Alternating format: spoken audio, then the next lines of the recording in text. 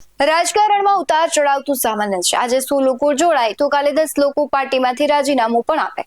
એટલે આવા લોકો અને પાર્ટીમાં એક પેટર્ન હંમેશાથી જ સેટ હોય છે અને એમાં કશું ખોટું અથવા ખરાબ પણ નથી। રાજકારણમાં આવે મજા આવે ત્યાં સુધી રાજકારણ કરે અને પછી એમ લાગે કે હવે આપણી વિચારધારા પક્ષ સાથે નથી બંધ બેસતી એટલે અન્ય કોઈ સાથે લક્ષ્ય સાથે કોઈ બીજી પાર્ટીમાં જોડાઈ જાય। પક્ષમાંથી રાજીનામું આપવાનું કારણ અન્ય હોઈ શકે, પરંતુ જ્યારે પણ કોઈ નેતા છે પક્ષમાંથી રાજીનામું આપે છે ત્યારે એક વાત કહે છે કે મારી તબિયતના લીધે અથવા કોઈ પણ હોય, કોઈ પાર્ટી હોય, કોઈ પણ પક્ષ હોય કે કોઈ પણ વ્યક્તિ હોય, આખરે તેમનું કારણ એ જ હોય છે। આવી ઘટના પણ આમ આદમી પાર્ટીમાં થઈ છે। આમ આદમી પાર્ટીના એક જોગીએ પાર્ટીને ગુડ બાય કહી દીધું છે। નમસ્કાર, વાત વિગતવાર સાથે હું છું ભગવતી વિશાવડિયા। વિસાવદરમાં ચૂંટણી જીત્યા બાદ આમ આદમી પાર્ટીમાં નવી આશાના કિરણો જાગ્યા હતા કે હવે ફરી એક વખત ગુજરાતમાં છે આમ આદમી પાર્ટી પોતે સારું કામ કરશે અને લોકોના દિલ જીતશે। વિસાવદરમાં ગોપાલ ઇટાલિયાની જીત પાછળ ઘણા એવા લોકો છે કે તેમના ચહેરાઓ બહાર નથી આવ્યા, પરંતુ તેમણે જે કામ કર્યું છે તેને લઈને ક્યાંક ને ક્યાંક ગોપાલ ઇટાલિયા વિસાવદરમાં જીત્યા હોય તેવું મનાઈ રહ્યું છે। એ ચહેરાઓ છે પ્રવીણ રામ, રાજુ કરપડા, કરશનદાસ બાપુ પાદરકા। આ બધા ચહેરાઓ સિવાયના અન્ય જે ચહેરાઓ છે જે પડદા પાછળ કામ કરી રહ્યા હતા તેમની મહેનતને લીધે જ ક્યાંક વિસાવદરમાં રંગ લાવ્યો હોય અને તે જીત કહેવાશે મળી હોય તેવું લાગી રહ્યું છે। આ બધાએ સભાઓ કરી, લોક સંપર્ક કર્યા અને આમ આદમી પાર્ટીને ખૂબ સારું પરિણામ મળ્યું। આપણે હંમેશા કહેતા હોઈએ છીએ કે એક હાથે તાળી ન પડે, એટલે બધાની મહેનત અને લોક સમસ્યાને લઈને જ્યારે આમ આદમી પાર્ટી મેદાને ઉતરી હતી ત્યારે તેની ભવ્ય જીત થઈ। પણ આ બધાની વચ્ચે હવે આમ આદમી પાર્ટી માટે આગામી સમય ખૂબ આકરો રહેવાનો છે અને તેનું કારણ છે કે ચૈતર વસાવા છે જેલમાં છે અને કરશનદાસ બાપુ છે તેમણે રાજીનામું આપ્યું છે। ગુજરાતના રાજકારણમાં ત્રીજા પક્ષ તરીકે ઉભરી રહેલી આમ આદમી પાર્ટી માટે તાજેતરની બે મોટી ઘટનાઓ, ડેડિયાપાડાના ધારાસભ્ય ચૈતર વસાવાનું જેલવાસ અને સૌરાષ્ટ્રના અગ્રણી નેતા કરશન બાપુ ભાદરકાનું રાજીનામું પાર્ટીના ભવિષ્ય પર ગંભીર પ્રશ્નાર્થો ઉભા કરી રહી છે। આ બંને ઘટનાઓ પાર્ટી માટે બેવડા ફટકા સમાન છે, જેની અસર આદિવાસી પટ્ટા અને સૌરાષ્ટ્રના રાજકારણ પર સ્પષ્ટપણે જોવા મળી શકે છે। ચૈતર વસાવાની વાત કરીએ તો આદિવાસી અસ્મિતાનો ચહેરો અને જેલવાસની જે અસરો છે તે ખૂબ થવાની છે। ચૈતર વસાવા માત્ર ડેડિયાપાડાના આપ ધારાસભ્ય નથી, પરંતુ દક્ષિણ ગુજરાતના આદિવાસી સમાજનો એક મજબૂત અને લોકપ્રિય અવાજ છે। જમીની સ્તરે આક્રમક રીતે લોકોના પ્રશ્નો ઉઠાવીને તેમની જે કાર્યશૈલી છે તેમને ટૂંકા ગાળામાં જ આદિવાસી યુવાનોમાં અને સમાજમાં એક આગવી ઓળખ અપાવી છે। વન વિભાગના અધિકારીઓ સાથેના વિવાદ સહિતના વિવિધ કેસોમાં તેમની ધરપકડ અને લાંબા સમયથી ચાલી રહેલું જેલવાસ આપ માટે મોટી ખોટ છે। હવે એ સમજીએ કે ચૈતર વસાવાના જેલવાસની જે મુખ્ય અસરો છે તે કઈ છે। આદિવાસી પટ્ટામાં હવે નેતૃત્વની ખોટ પડશે। આપે ચૈતર વસાવાના ચહેરા પર આદિવાસી વિસ્તારમાં પોતાની પકડ છે મજબૂત કરી હતી। હવે તેમની ગેરહાજરીમાં પાર્ટી આ વિસ્તારમાં નેતૃત્વની કટોકટીનો સામનો કરી રહી છે। મનોબળ પર પણ એક અસર તેની ક્યાંક ને ક્યાંક દેખાઈ રહી છે। એક ચૂંટાયેલા અને એક સક્રિય ધારાસભ્યોનું લાંબા સમય સુધી જેલમાં રહેવું પાર્ટીના કાર્યકર્તાઓના મનોબળ પર નકારાત્મક અસર છે। એમાં પણ હમણાં આદિવાસી દિવસ છે અને આદિવાસી દિવસના દિવસે જ ચૈતર વસાવા છે તે બહાર નહીં આવે, ખુલીને ઉજવણી નહીં કરી શકે। આ ખૂબ મોટી વિસંગતતા ઊભી થઈ છે।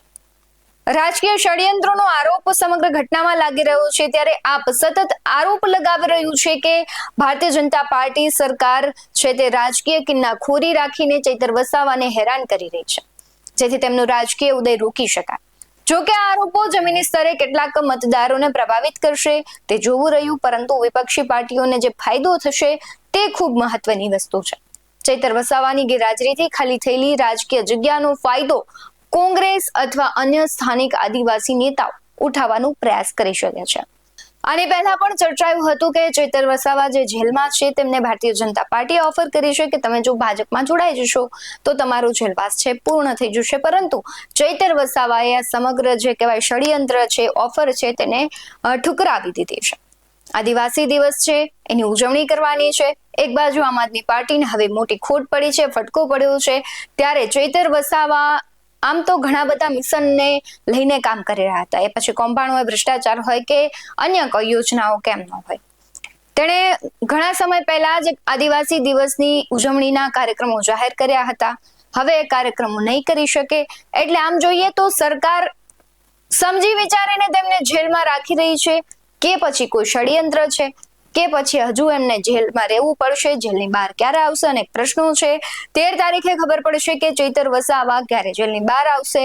શું તે જેલની બહાર આવશે કે નહીં, કે પછી કંઈ અન્ય કંઈ મોટું થશે કે જેને લઈને રાજકીય પાર્ટીઓ છે તેમાં તો નુકસાન થશે જ, પરંતુ રાજકીય ગરમાવો પણ વધશે. હવે વાત કરીએ કરશન બાપુના રાજીનામું. તેમણે રાજીનામું આપ્યું એ સૌરાષ્ટ્રમાં સૌથી મોટો ફટકો આમ આદમી પાર્ટીને લાગ્યો છે.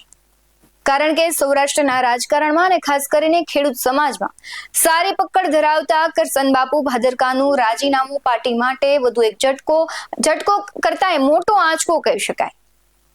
કરશન બાપુ પોતાની આગવી જે શૈલી છે અને ખેડૂતોના જે પ્રશ્નોની ધારદાર રજૂઆત છે તે માટે ખૂબ જાણીતા છે. તેમણે સ્વાસ્થ્યના કારણોસર રાજીનામું આપ્યું હોવાનું જણાવ્યું છે, પરંતુ રાજકીય વર્તુળોમાં તેના અન્ય કારણો હોવાની ચર્ચાઓ પણ છે. તેની મુખ્ય અસર વિશે વાત કરીએ તો સૌરાષ્ટ્રમાં જે સંગઠન છે તેને હવે નુકસાન થશે. આપ ગુજરાતમાં પગપેસરો કરવા માટે સૌરાષ્ટ્રને એક મહત્વપૂર્ણ ક્ષેત્ર માને છે. કરશન બાપુ જેવા મોટા ગજાના નેતાના જવાથી આ વિસ્તારમાં પાર્ટીનું જે સંગઠન છે હવે નબળું પડશે.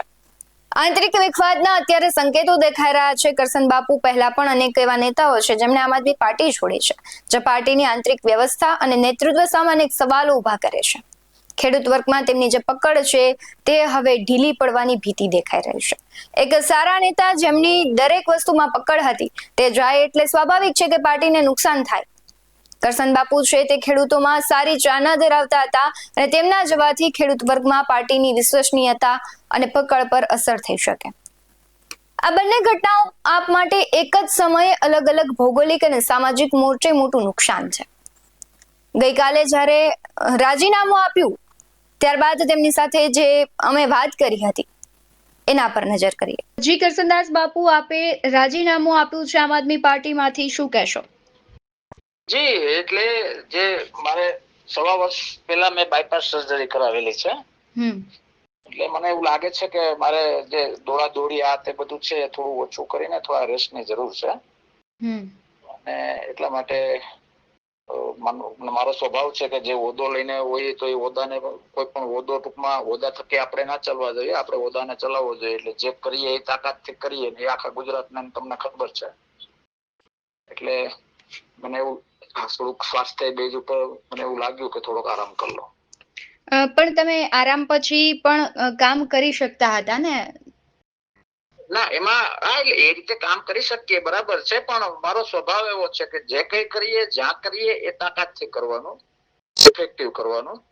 અને એ રીતે આખું તાલમેલ બરાબર સજાતો નહોતો. અને મારી પાસે માનો કે મંત્રીઓ, પ્રવક્તાઓ, માણાવદર વિધાનસભાનો ઇન્ચાર્જ હો, તો એ બધું જે કરવું તો તાકાતથી કરવું. એ મને એવું લાગ્યું કે એ કરવામાં ક્યાંક ને ક્યાંક સ્વાસ્થ્ય બેઝ પર નુકસાન થઈ શકે. મારા નજીકના શુભેચ્છક ભાઈઓ મેડિકલ વાળાએ પણ કહ્યું કે બાયપાસ પછી થોડીક કાળજી રાખો તો વધુ સારું છે.